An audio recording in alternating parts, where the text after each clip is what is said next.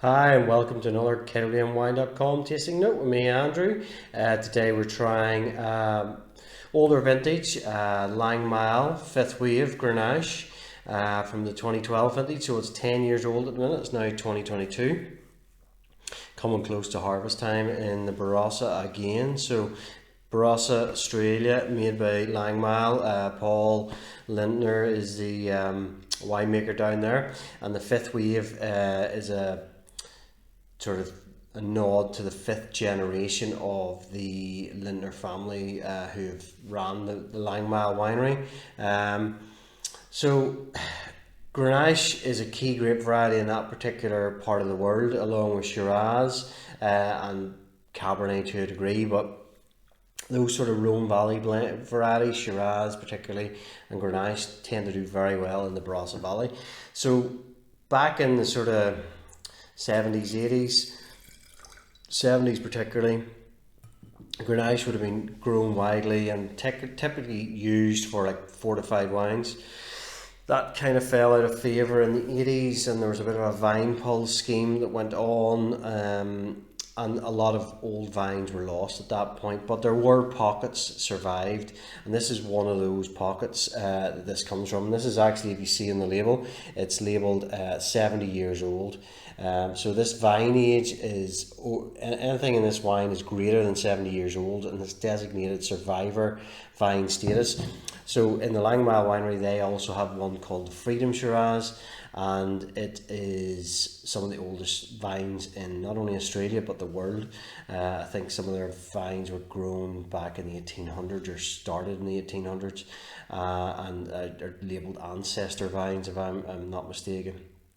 So, interesting wines. They produce a wide range of varieties from the winery at all sort of price points. This one's probably mid 30s to 40 quid a bottle, so it's not particularly cheap, but at the same time, Grenache is definitely growing in trend, and particularly those South Australian Grenaches. Things like this out of Barossa and particularly in McLaren Vale is a very good area for Grenache. So 10-year-old Grenache as well. Often is the case for Grenache, being a thin-skinned grape variety, there will be a bit paler in colour certainly. Not as full-bodied as Shirazes and Cabernets certainly colour, and that definitely comes through here. Now, when you look at it in colour-wise, it's not doesn't look old or anything in terms of like garnet at the edge too much. It's still sort of that light ruby going into garnet, so starting to show a little bit of age on the colour, but it still has a nice depth to it as well. It's really expressive nose on this.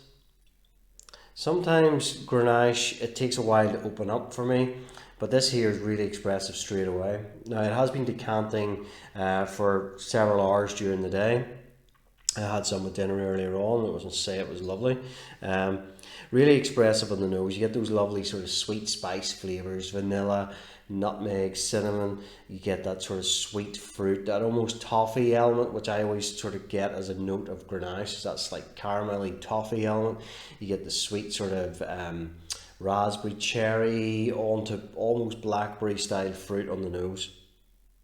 Very attractive. Now, another thing about Grenache as well, it's because of what's happening with Pinot Noir as a grape variety and the global demand in it, that the prices are going through the roof.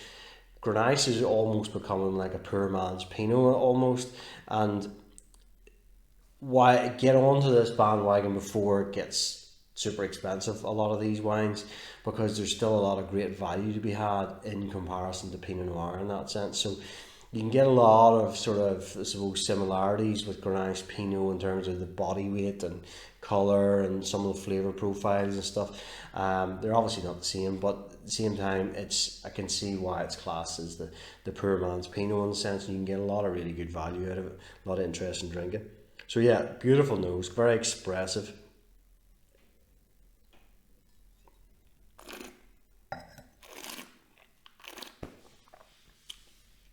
That all comes through in the palate. What it does have is those slightly drier tannins, bit of spice, fiery spice on the finish. Not so much in pepper, more, yeah, those more nutmeggy sort of flavors, I suppose. Medium bodied weight, and then that fresh acidity, but it has that sort of chalky tannin dryness to it, which will work really well with sort of protein based foods, red meats, chicken, cheeses and stuff like that there. I had this with some sort of like spicy fajitas actually earlier on. I thought the spice might work quite well. It did actually work very well. I thought it was a delicious match actually. So yeah, it's an old vine Grenache from the Barossa Valley, Australia.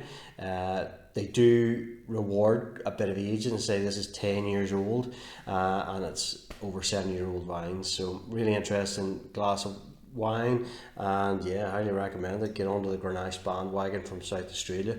You'll not be disappointed. So, KWMWine.com, place where taste matters. Cheers.